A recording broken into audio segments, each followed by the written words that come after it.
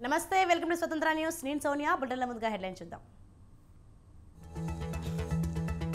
ఇవాళ లోక్సభ ఎన్నికలకు తొలి నోటిఫికేషన్ ఈ నెల 28 వరకు నామినేషన్ల స్వీకరణ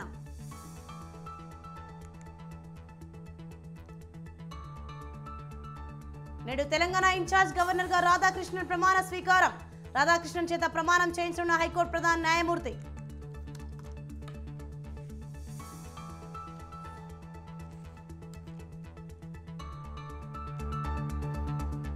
కాసేపట్లో కవితను ప్రశ్నించనున్న ఈడీ 4వ రోజు పలు అంశాలపై వివరాల సేకరణ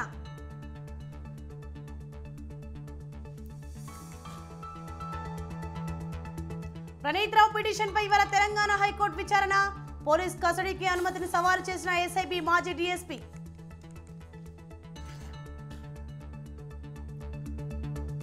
కాకినాడ జిల్లా చేబ్రోలు గ్రామంలో దారుణం జంట హత్యలకు దారితీసిన అక్రమ సంబంధం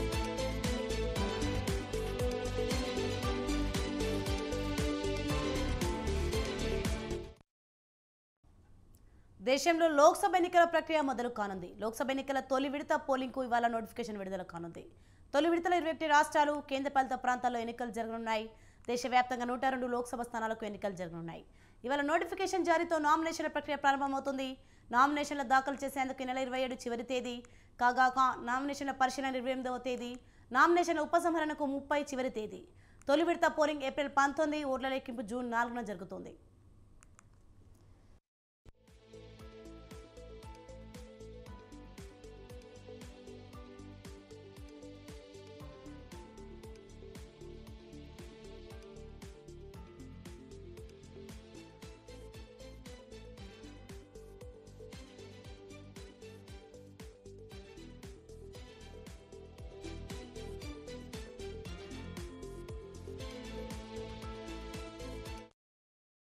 ఏడు దశల్లో పోలింగ్ జరగనున్న నేపథ్యంలో తొలి దశ పోలింగ్ కోసం కేంద్ర ఎన్నికల సంఘం ఇవాళ నోటిఫికేషన్ విడుదల చేయనుంది ఈసీ నోటిఫికేషన్ జారీ చేయడంతో తొలి దశలో 21 రాష్ట్రాలు కేంద్రపాలిత ప్రాంతాల్లోని 102 లోక్సభ స్థానాలకు పోలింగ్ నిర్వహిస్తారు అత్యధికంగా తమిళనాడులో 39 స్థానాలకు ఒకే విడతలో పోలింగ్ నిర్వహిస్తారు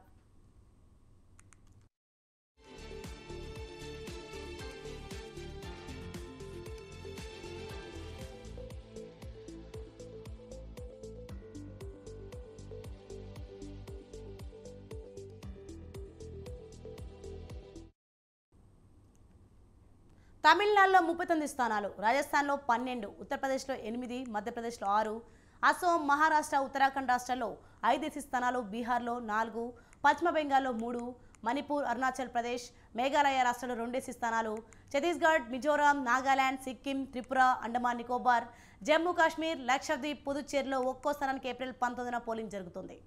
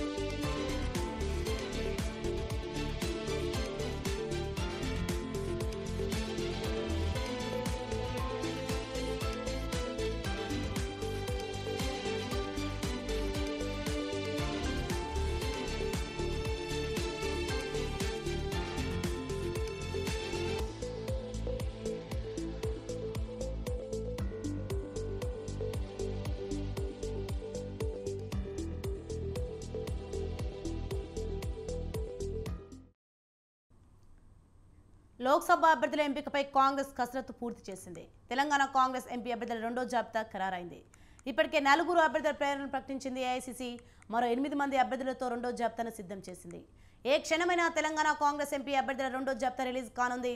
సెకండ్ లిస్టులో హైదరాబాద్ ఎంపీ అభ్యర్థి షెహనాజ్, సికింద్రాబాద్ నుంచి దానం నాగేందర్, చేవెళ్ల నుంచి రంజిత్ రెడ్డి, మల్కాజ్గిరి నుంచి సునీత మహేందర్ రెడ్డి పేర్లు కన్ఫర్మ్ అయ్యాయి.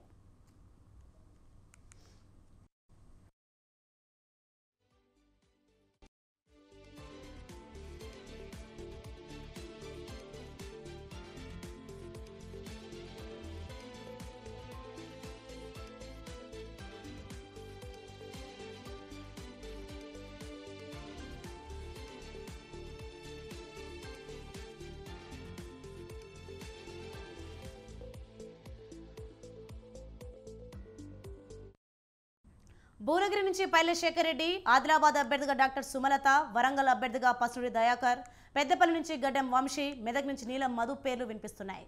నాగర్ కర్నూలు, కరీంనగర్, ఖమ్మం, నిజామాబాద్లో టికెట్ కోసం నేతల మధ్య పోటీ కొనసాగుతోంది.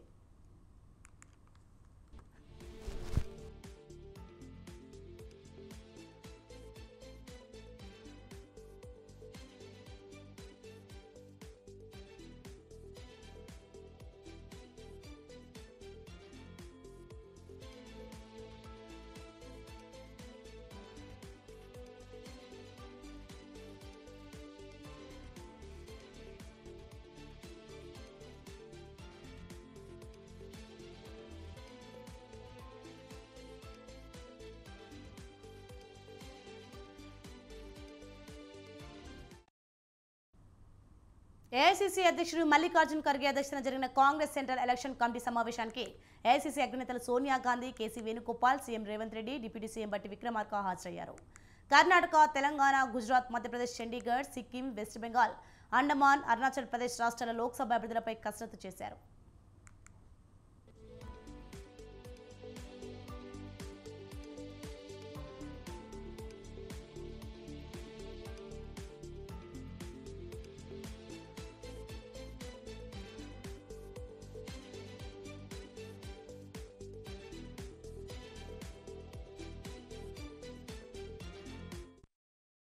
ఇప్పటివరకు 2 జాబితాల 82 లోక్సభ స్థానాలకు అభ్యర్థులను కాంగ్రెస్ ప్రకటించింది.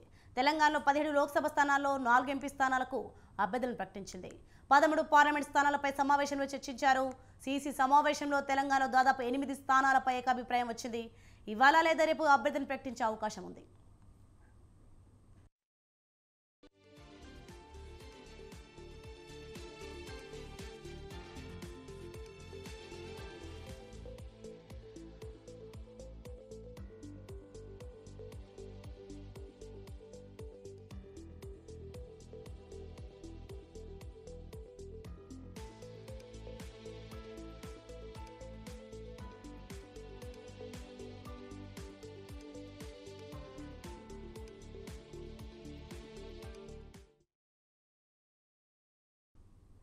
తెలంగాణ రాజకీయం రసవత్తరంగా మారింది. గులాబీ పార్టీ ఎమ్మెల్యేలు, ఎంపీలు కారుదిగి కాషాయ గుటికి కాంగ్రెస్ ఒడికి చేరుతున్నారు. తాజాగా ఎమ్మెల్యే దానం నాగేందర్ కాంగ్రెస్ చేయడంతో బీఆర్ఎస్ పని అయిపోయిందనే ప్రచారం మొదలైంది. మరికొందరు ఎమ్మెల్యేలు కూడా గులాబీ పార్టీని వీడతారనే ప్రచారం మొదలైంది. ఆ జాబితాలో మాజీ మంత్రులు ఎర్రబెల్లి దయాకర్ రావు, శ్రీనివాస్ గౌడ్ పేర్లుండడం గమనార్హం.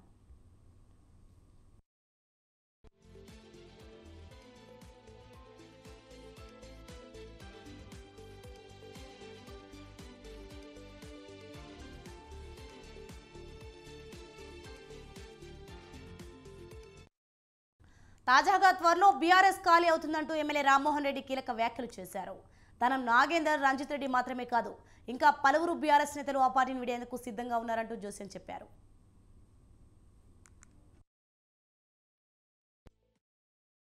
గతంలో నిర్వహించడం జరిగింది. మెడికల్ కళాశాల కూడా మన ప్రాంతంలో ఏర్పాటు చేసి చాలా మంది రోగులకు వైద్యం కూడా చేయించడం, అంబులెన్స్ సర్వీసులను కూడా మన ప్రాంతంలో నడిపేయడం, ఎన్నో సేవా కార్యక్రమాలు తను మన ప్రాంతం లోపల చేయడం, నిరుద్యోగులకు కూడా ఉద్యోగ అవకాశాలు కల్పించడం అనేది మనం చూస్తున్నాం. అలాంటి వ్యక్తి మన పార్టీలోకి రావడం అంటే ఎక్కడ చూసినా సరే చర్చ జరుగుతుంది. ఏంటంటే మంచి నిర్ణయం తీసుకున్నారని చెప్పి ఇక్కడికి వెళ్ళారు సరే చెప్తున్నారు. మాకు కూడా సంతోషంగా ఉంది. ఏంటంటే ఒక మంచి వ్యక్తిని నేను డిసిసి అధ్యక్షుడిగా ఉండి మన జిల్లా నుంచి ఏకైక శాసనసభ్యుడిగా ఉన్నాను. మన ముఖ్యమంత్రి రేవంత్ రెడ్డి గారు అధ్యక్షతన అంచెలంచెలుగా మీరు గమనిస్తున్నారు. ఇప్పుడు ఎంపీ గారు మన పార్టీలో చేరడం జరిగింది. అదే విధంగా మనకు జిల్లా పరిషత్ చైర్పర్సన్స్ సునీత మహేందర్ రెడ్డి గారు కావచ్చు, అదే విధంగా అక్కడ అనిత హరినాథ్ రెడ్డి గారు అక్కడ రంగారెడ్డి జిల్లా చైర్పర్సన్స్ కూడా రావడం జరిగింది. మహేందర్ రెడ్డి గారు కూడా శాసన మండలి సభ్యులు కూడా మన పార్టీలో చేరడం జరిగింది. ఈ విధంగా ఇంకా చేయడానికి కూడా చాలా మంది మన పార్టీలోకి వస్తున్నారు. తొందరలోనే అసలు ఎల్పీనే విలీనమయ్యే పరిస్థితులు ఉన్నాయి. గతంలో ఎట్లయితే 12 మంది శాసనసభ్యులను కాంగ్రెస్ వాళ్ళ కాగా బీఆర్ఎస్ నేతల వ్యాఖ్యలను గులాబీ నేతలు కొట్టిపారేశారు.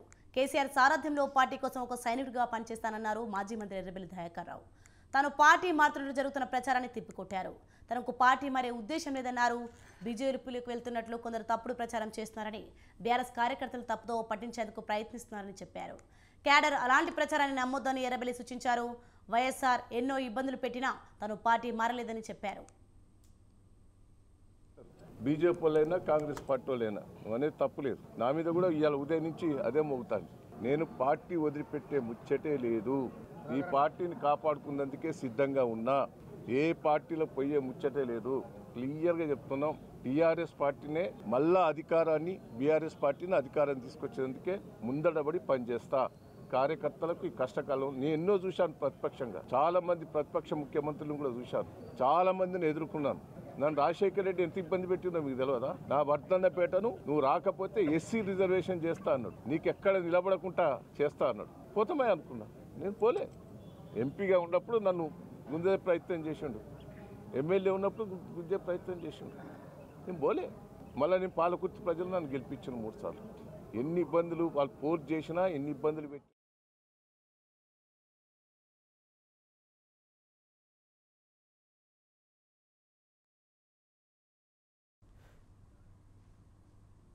తాను పార్టీ మారుతున్నానన్న ప్రచారాన్ని ఖండించారు మాజీ మంత్రి శ్రీనివాస్ గౌడ్. తాను పార్టీ మారడం లేదని బీఆర్ఎస్లోనే ఉంటారని స్పష్టం చేశారు. కొందరు పని గట్టుకొని తాను పార్టీ మారుతున్నట్టు ప్రచారం చేస్తున్నారని మండిపడ్డారు. స్వలాభం కోసం కొందరు ఇతర పార్టీలో చేరుతున్నారని చెప్పారు. రాముడు గుడికి పోదామని పోయినాం. రాముని గుడికి పోతే అయోధ్య పోతే బీజేపీ చేరినట్ల. యాదాద్రి కేసీఆర్ గారు కట్టిండ్రు. యాదాద్రికి వచ్చిన వాళ్ళందరూ బీఆర్ఎస్లో చేరినట్లనా? అర్థం కనీసము ఉండాలి కదా. గుడికి పోయేగా నువ్వు రాజకీయం చేస్తానికి ఏం చెప్పలేము. మా కాన్స్టిట్యూన్సీలో, మా జిల్లాలో కొందరు డబ్బులకు కొనుక్కుంటున్నారు. కొందరు భయపెట్టి లొంగ తీసుకుంటున్నారు. కొంతమంది ప్రాణం పోయినా సరే, ఎన్ని కేసులైనా సరే, జైల్లోకి పోయినా సరే ఈ పార్టీతోనే ఉంటామని చెప్పి నికార్సైనలు ఉన్నారు. ప్రజలు ఉన్నారు, నాయకులు ఉన్నారు, వేల సంఖ్యలు ఉన్నారు. మా నాయకులకు తెలుసు, మా కార్యకర్తలకు తెలుసు మేమేంది, మా క్యారెక్టర్ ఏంది, మేమేం చేస్తామని. గుడికి పోయిందాన్ని బర్త్డే గుడికి పోయి మొక్కితే కూడా బీజేపీలోకి పోయినంటే ఒక ఆయన ఇంకొక ఆయన ఇంకోలాక, ఇంకోలాక కోడిగుడ్డు వీకులు ఇస్తే నేను ఏం సమాధానం చెప్తా చెప్పు బ్రదర్? ఏమైనా అర్థం పడతా ఉందా? వచ్చే ఎన్నికలో వైసీపీ తరఫున ఎన్నికల ప్రచారం నిర్వహించే టాలీవుడ్ స్టార్స్ ఎవరు? టీడీపీ జనసేనకు ఉన్న సినీ గ్లామర్ వైసీపీకి ఉందా? గత ఎన్నికలో వైసీపీ తరఫున ప్రచారం చేసిన సినీ ప్రముఖులు ఈసారి వైసీపీకి మద్దతు పలుకుతారా? అసలు వైసీపీలో సినీ ప్రముఖులు ఎవరెవరు ఉన్నారు? Watch the story.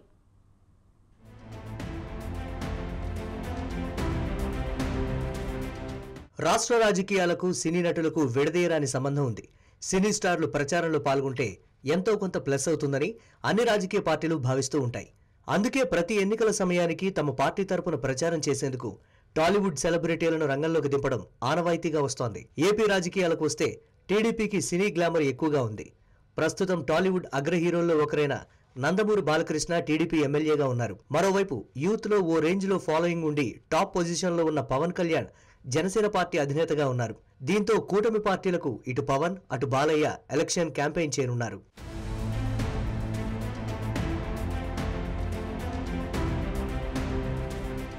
అయితే టీడీపీ జనసేన కూటమితో పోలిస్తే సినీ గ్లామర్ విషయంలో వైసీపీ వెనుకబడిందనే అభిప్రాయాలు వినిపిస్తున్నాయి. రాజకీయాల్లోకి రాకముందు హీరోయిన్ గా రాణించిన రోజా ప్రస్తుతం వైసీపీలో ఫైర్ బ్రాండ్ గా ఉన్నారు. ఆమె 2 సార్లు ఎమ్మెల్యేగా ఎన్నికయ్యారు. ప్రస్తుతం జగన్ కేబినెట్ లో మంత్రిగా కూడా ఉన్నారు. అయితే రోజా మినహా ఆ పార్టీలో ప్రస్తుతం చెప్పుకోదగ్గ సినీ నటులు ఎవరూ లేకపోవడం మైనస్ గా మారిందనే అభిప్రాయాలు వ్యక్తమవుతున్నాయి. గత ఎన్నికల్లో చాలా మంది నటులు వైసీపీ తరపున ఎన్నికల ప్రచారం నిర్వహించారు. పోసాని కృష్ణమురళి, అలీ, మోహన్ బాబు, జయసుధ, 30 ఇయర్స్ ఇండస్ట్రీ పృథ్వీతో పాటు మరికొంతమంది చిన్నా చితకా నటులు ప్రతిపక్షాలకు వ్యతిరేకంగా ప్రచారం నిర్వహించారు. వారి గ్లామర్ కూడా కొంతవరకు యాడ్ కావడంతో వైసీపీకి తిరుగులేని మెజారిటీ సాధించి గత ఎన్నికల్లో అధికారంలోకి వచ్చింది. అయితే ఈ మధ్యకాలంలో వైసీపీకి మోహన్ బాబు, పృథ్వీ, జయసుధ, జీవితా రాజశేఖర్ దంపతులు దూరమయ్యారు.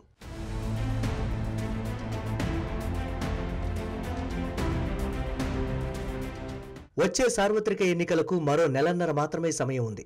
ఈసారి ఎన్నికల్లో టీడీపీ, జనసేన, బీజేపీ కలిసి పోటీ చేస్తున్నాయి. టీడీపీ, జనసేన కలిసి పోటీ చేస్తూ ఉండడంతో ఆ పార్టీకి కావలసినంత సినీ గ్లామర్ తోడైంది. బాలకృష్ణ, పవన్ కళ్యాణ్ కు ఇండస్ట్రీలో ఉన్న ఫ్యాన్ ఫాలోయింగ్ గురించి ప్రత్యేకంగా చెప్పనవసరం లేదు. ఈ నేపథ్యంలో ఈ మల్టీ స్టార్స్ కి కౌంటర్ గా వైసీపీ కూడా క్రేజీ యాక్టర్స్ ని రంగంలోకి దింపాలని భావిస్తున్నట్లు చెప్తున్నారు.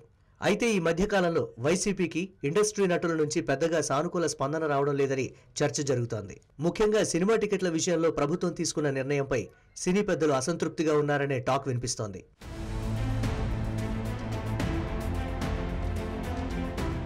అయితే ఎన్నికలు దగ్గర పడుతున్న వేళ సినీ పరిశ్రమకు చెందిన వారిని మళ్లీ దగ్గరకు తీయాలని వైసీపీ భావిస్తోందట. గత ఎన్నికల ముందు యాత్ర పేరుతో వైఎస్ఆర్ పై తీసిన సినిమా కూడా వైసీపీకి కలిసి వచ్చింది. దీంతో యాత్ర 2 పేరుతో జగన్ కు అనుకూలంగా మరో సినిమాను తెరపైకి తెచ్చారు. దర్శకుడు రామ్ గోపాల్ వర్మ వ్యూహం, శబదం పేరుతో 2 సినిమాలు తీశారు. వచ్చే ఎన్నికల్లో వర్మ వైసీపీ తరపున ఎన్నికల ప్రచారం నిర్వహించే అవకాశం ఉంది. మరోవైపు కమెడియన్ అలీ గత ఎన్నికల్లో వైసీపీ తరపున ఎన్నికల ప్రచారం నిర్వహించారు. ఈసారి కూడా ఆయన వైసీపీకి ప్రచారం చేయనున్నారు. అయితే టీడీపీ, జనసేనతో పోలిస్తే వైసీపీకి సినీ గ్లామర్ తక్కువనే అభిప్రాయాలున్నాయి. మరి ఈసారి ఎన్నికల్లో వైసీపీ తరపున ఎంతమంది సినీ తారలు ప్రచారం చేస్తారు? ఆ పార్టీకి సినీ గ్లామర్ ఎంతవరకు కలిసి వస్తుందో వేచి చూడాలి.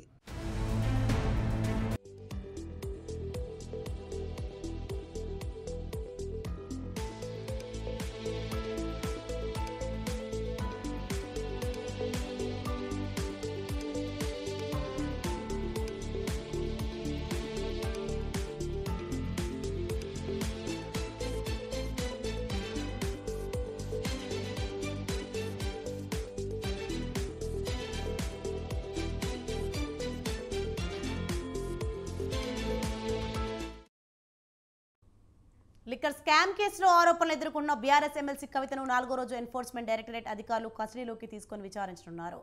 ఢిల్లీలోని ఈడీ కేంద్ర కార్యాలయం ప్రవర్తన్ భవన్లో కవితను విచారిస్తున్నారు.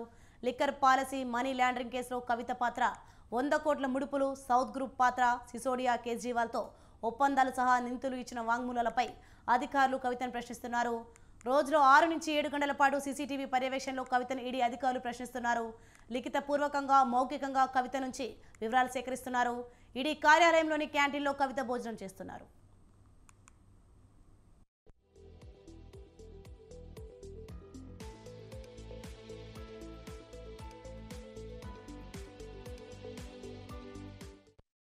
మరోవైపు సుప్రీంకోర్టులో వేసిన కవిత పిటిషన్పై సస్పెన్షన్ కొనసాగుతోంది.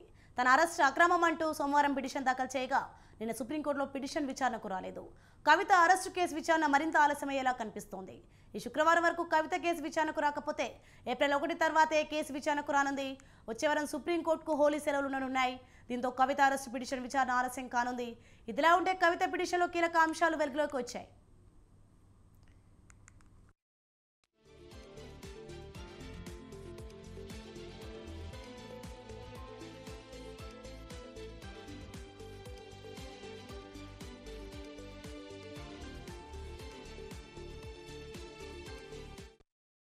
ఇక కవిత రిట్ పిటిషన్లోని అంశాలపై మరింత సమాచారం మా ప్రతినిధి ఉషా లైవ్లో అందిస్తారు. ఉషా, సోనీ, మద్యం కుంభకోణానికి సంబంధించి ఈ నెల 15వ తారీఖు అరెస్ట్ అయినటువంటి కల్వకుంట్ల కవితను 4వ రోజు ఈడీ ఎన్ఫోర్స్మెంట్ డైరెక్టరేట్ అధికారులు అయితే విచారిస్తున్నారు. మొత్తం వారం రోజుల కస్టడీ పిటిషన్లో భాగంగా 4వ రోజు కవితను సుదీర్ఘంగా విచారించున్నారు. ఇప్పటికే గతంలో వేసుకున్నటువంటి పిటిషన్ ఏదైతే ఉందో దానికి సంబంధించి క్యాన్సిల్ చేసుకున్నటువంటి న్యాయమూర్తులు, కవిత తరపు న్యాయమూర్తులు మరోసారి ఏదైతే ఈడీ ఎన్ఫోర్స్మెంట్ డైరెక్టరేట్ అధికారులు రాజ్యాంగ విరుద్ధంగా సెక్షన్ 21ని అమలు పరుస్తూ తనను అరెస్టు చేశారు, పిఎంఎల్ఏ యాక్ట్ని ఉల్లంఘించారనుకోవడంలో వేసుకున్నటువంటి పిటిషన్కి సంబంధించి అయితే సుదీర్ఘంగా వాదనలు వినిపించనున్నారు. కాకపోతే ఏదైతే ఈ నెల 21వ తేదీ నుంచి ఏదైతే రేపటి నుంచి కూడా హోలీ హాలిడేస్ ఉన్నాయి కాబట్టి హోలీ సెలవు దినాల సందర్భంగా వారం రోజుల పాటు సుప్రీంకోర్టుకు హాలిడేస్ ఉన్నాయి కాబట్టి వచ్చే నెల ఏప్రిల్ 1వ తారీఖు నుంచి కూడా ఓ హియరింగ్ వచ్చే అవకాశం ఉంటుంది. ప్రస్తుతం చూసుకున్నట్టయితే ఈ రోజు ఏదైతే కవితకి సంబంధించినటువంటి బెయిల్కి సంబంధించి కావచ్చు, అలాగే క్వాష్ పిటిషన్కి సంబంధించి కావచ్చు, ఇప్పటికే ట్రయల్ కోర్టులో బెయిల్కి సంబంధించి వేసుకున్నారు, హైకోర్టులో క్వాష్ పిటిషన్ కూడా వేసుకున్నారు. కాబట్టి దీనికి సంబంధించి కూడా న్యాయవాదులు ఏదైతే కవిత తరపు న్యాయవాదులు కూడా అప్రోచ్ అవుతున్నట్టుగా తెలుస్తుంది. మరోవైపు చూసుకున్నట్టయితే సుప్రీంకోర్టులో వారు ఈడీ వేసినటువంటి కేసు ఏదైతే ఉందో చీకటి పడిన తర్వాత ఒక మహిళను అరెస్టు చేశారు అన్నటువంటి అలిగేషన్ కావచ్చు, అలాగే సెక్షన్ 24 కావచ్చు, ఈ రెండు కూడా రాజ్యానికి విరుద్ధం అని వేసుకున్నారు. ఈ రాజ్యానికి విరుద్ధమైనటువంటి ఈ కేసు ఏదైతే ఉందో ఇది మొత్తం కూడా చాలా కాంప్లికేటెడ్. ఇది మొత్తం 5 న్యాయవాదుల బృందంతో చర్చించిన తర్వాత ఈ మొత్తం కూడా ఈ 5 న్యాయవాదుల బృందాన్ని కన్సల్ట్ అయ్యి ఆ తర్వాత రాజ్యాంగానికి సంబంధించినటువంటి నిపుణుల సలహాల తర్వాత ఇది అప్రోచ్ అయ్యే అవకాశం ఉంది. ఇది చాలా పెద్ద ప్రాసెస్ కాబట్టి దీనికి సంబంధించి వాదనలు వినిపించడానికి కోర్టులో ఏదైతే న్యాయమూర్తులకు కూడా ఏదైతే వాళ్ళ రెగ్యులర్ కోర్టుని చేసుకుంటూ ఆ తర్వాత ఈ రాజ్యాంగానికి సంబంధించినటువంటి ఈ కేసుని టేకప్ చేయాల్సి ఉంటుంది. కాబట్టి ఇది చాలా టైం టేకెన్. కాబట్టి ఆర్టికల్ 70 ఏదైతే సెక్షన్ 21 అనే అలిగేషన్ మీరు వేసుకున్నటువంటి అలిగేషన్ ఏదైతే ఉందో దీనికి సంబంధించి చాలా సుదీర్ఘ ప్రాసెస్. కాబట్టి ఎలాంటి వాదనలు వినిపించబోతున్నారు ఈ రోజు చూసుకున్నట్టయితే సుప్రీంకోర్టులో లిస్టులో కవిత కేసు ఉందా లేదా అనేది కూడా సర్వత్రా ఉత్కంఠగా ఉంది. మరోవైపు చూసుకుంటే నిన్న సుదీర్ఘంగా ఇప్పటికే ఏదైతే ములాఖత్ సమయంలో కేటీఆర్ కావచ్చు, అలాగే తన కుటుంబ సభ్యులు కావచ్చు, న్యాయవాదులు ప్రతి ఒక్కరు కూడా తనని కలిసి అలాగే తన ఆరోగ్య పరీక్షలు ఏదైతే 24/7 ఈ ఆమెని విచారించే సమయంలో కావచ్చు, తన విచారణ అనంతరం కూడా తన హెల్త్ కండిషన్కి సంబంధించి డైలీ రిపోర్ట్ కూడా ఇవ్వాల్సిందిగా ఇప్పటికే సిబిఐ కోర్టు ఆదేశాలు ఇచ్చింది. కాబట్టి దాన్ని కూడా తూచా తప్పకుండా వాదిస్తున్నారు. ప్రస్తుతం అయితే కవిత ఆరోగ్య పరిస్థితి కూడా నిలకడగా ఉందనేసి తెలుస్తుంది. మరోవైపు చూసుకున్నట్టయితే రిట్ పిటిషన్లో భాగంగా కవిత చాలా ఆరోపణలు అయితే చేశారు. నాయకులు ఇచ్చినటువంటి ఆదేశాల మేరకే తనను అరెస్టు చేశారు అన్న ఒక వాదన కూడా తీసుకొచ్చారు. అలాగే రాజ్యాంగానికి విరుద్ధంగా తనని అరెస్టు చేశారు అనేది మరొక వాదన. ఈ రెండింటికి సంబంధించి ఈరోజు ముహిల్ రోహత్కి కావచ్చు, ఏదైతే సుప్రీంకోర్టులో తన తరపునే వాదించబోతున్నటువంటి న్యాయవాదులు ఎవరైతే ఉన్నారో వారు ఎలా వాదించబోతున్నారు, అసలు ఇది లిస్టులో ఉందా లేదా, శుక్రవారం నుంచి సెలవు దినాలు ఉన్నాయి కాబట్టి ఏప్రిల్ వరకు కూడా కవిత వేచి ఉండాలా అనేది మాత్రం సర్వత్రా అయితే ఈ కేసుకి సంబంధించి రిట్ పిటిషన్లో కావచ్చు, అలాగే కవితకి సంబంధించి మరోవైపు ట్రయల్ కోర్టులో కావచ్చు, హైకోర్టులో కావచ్చు కూడా ప్రతి ఒక్క చోట కూడా న్యాయవాదులు అయితే బెయిల్కి సంబంధించి కూడా పిటిషన్ వేసుకున్నట్టుగా తెలుస్తుంది. Soni, right, thanks for the information Usha.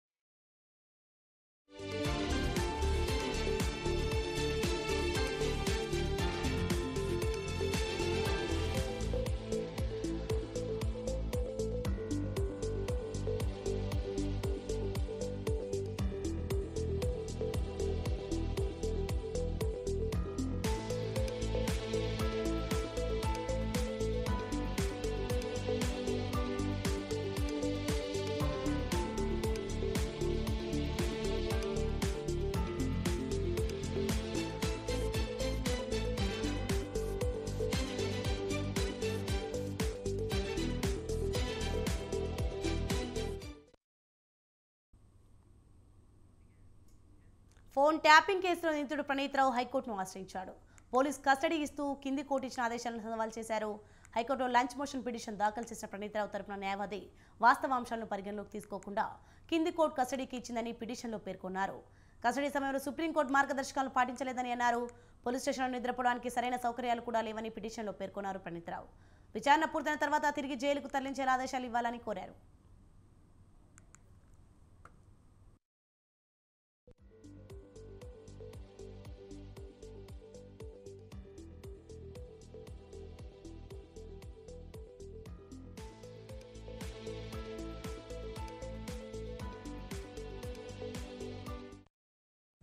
దర్యాప్తులోని అంశాలను మీడియాకు లీక్ చేస్తున్నారన్న ప్రణీత్రావు ఎందుకు లీక్ చేస్తున్నారో అందరికీ తెలిసిన విషయమేనని చెప్పారు. రహస్యం పేరుతో బంజారా హిల్స్ పిఎస్లో విచారిస్తున్నారని ప్రణీత్రావు న్యాయవాది అన్నారు. బంధువులు న్యాయవాదిని కూడా అనుమతించడం లేదని ప్రణీత్రావు తన పిటిషన్లో పేర్కొన్నారు. ఇంట్రాగేషన్లో ఏఎస్పీడీ రమేష్ పాల్గొనకుండా నియంత్రించాలని కోరారు. ఇప్పటికే సమాచారం అందించినందున కస్టడీ రద్దు చేయాలని కోరారు. అయితే ప్రణీత్రావు కస్టడీపై పోలీసు వివరణ కోరుతూ విచారణ ఇవాళకి వాయిదా వేసింది హైకోర్టు.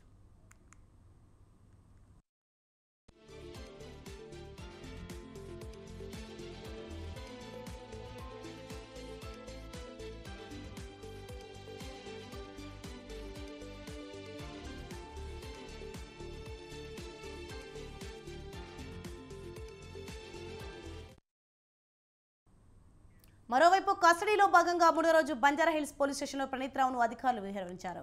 ప్రణీత్రావును దర్యాప్తు బృందం 9 గంటల పాటు ప్రశ్నించింది. ప్రణీత్రావుతో కలిసి పనిచేసిన అధికారుల వివరాలను సేకరించింది. ప్రణీత్రావు స్టేట్మెంట్ ఆధారంగా మరికొంతమంది అధికారులకు నోటీసులు ఇచ్చి విచారించనున్నారు.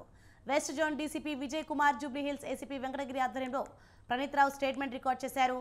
ప్రణీత్రావు ఇచ్చే స్టేట్మెంట్ అంతా వీడియో రికార్డ్ చేస్తున్నారు. మూడో రోజు కీలకమైన వ్యక్తులను పేర్లు విచారణలో వెల్లడించారు ప్రణీత్రావు. వరంగల్కు చెందిన 2 సీఏల పేర్లు చెప్పాడు. ప్రణీత్రావు ఎస్ఐబికి రాకముందు నుండే ఫోన్ ట్యాపింగ్ జరుగుతున్నట్లు గుర్తించారు పోలీసులు. ప్రణీత్రావుతో పాటు డిసెంబర్ 4న ఎస్ఐబి కార్యాలయంకి వెళ్ళిన మరో 2 వ్యక్తుల పేర్లు చెప్పడంతో వారిని అదుపులోకి తీసుకొని రహస్య ప్రదేశానికి తీసుకెళ్లి స్టేట్మెంట్ రికార్డ్ చేశారు.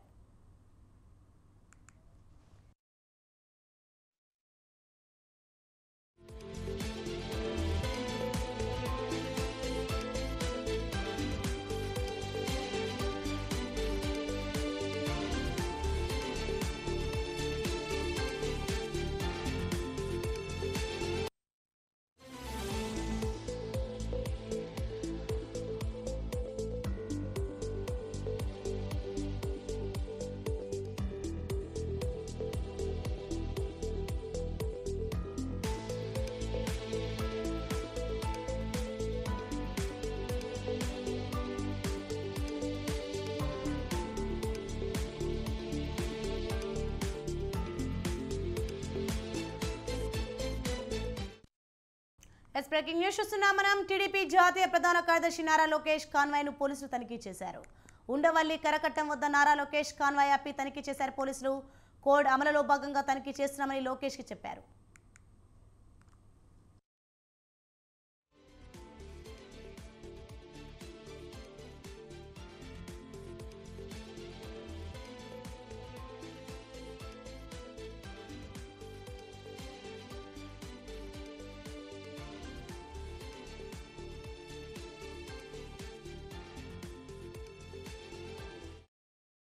బ్రేకింగ్ న్యూస్ చూస్తున్నాం మనం. టీడీపీ జాతీయ ప్రధాన కార్యదర్శి నారా లోకేష్ కాన్వాయ్ను పోలీసులు తనిఖీ చేశారు. ఉండవల్లి కరకట్ట వద్ద నారా లోకేష్ కాన్వాయ్ ఆపి తనిఖీ చేశారు పోలీసులు.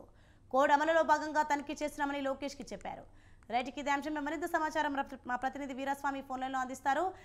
వీరస్వామి చెప్పండి, టీడీపీ జాతీయ ప్రధాన కార్యదర్శి నారా లోకేష్ కాన్వాయ్ను పోలీసులు తనిఖీ చేసినట్లు చూస్తున్నాం. దీనిపైన అప్డేట్స్ ఏంటి? ప్రధానంగా చూసుకున్నట్లయితే సోని, లోకేష్ బాబు జాతీయ ప్రధాన కార్యదర్శిగా టీడీపీకి ఉన్నాడు. ఈ నేపథ్యంలో తాడేపల్లి కరకట్ట మీద ఎన్నికల కోడ్లో భాగంగా అతని వాహనాలను కూడా తనిఖీ చేసిన పరిస్థితి నెలకొంది. ఈ నేపథ్యంలో చట్టం దృష్టిలో అందరూ సమానులే, ఎవరికైనా కానీ తప్పనిసరిగా వాళ్ళందరినీ కూడా ఎవరైతే వాహనాలు తనిఖీ చేస్తున్న పరిస్థితి నెలకొంది. గత 2 రోజుల నుంచి కూడా వాహనాలు తనిఖీలు చేస్తున్నారు. తనిఖీల్లో భాగంగా లోకేష్ బాబు వాహనాలను కూడా తనిఖీలు చేయడం జరిగింది. ఈ నేపథ్యంలో దీనికి సంబంధించి కూడా ఇప్పటికే మాత్రం పోలీసులకు మాత్రం సహకారం అందిస్తామని చెప్పేసి లోకేష్ వెంటనే కారు దిగి అనుమతి ఏదైతే ఉందో అక్కడ తనిఖీలకు మాత్రం సహకరించడం జరిగింది. ఈ నేపథ్యంలో కూడా అక్కడి నుంచి తనిఖీల అనంతరం మాత్రం అక్కడి నుంచి లోకేష్ బాబు తరలి వెళ్ళిపోయారు. Right, thank you Veeraswamy.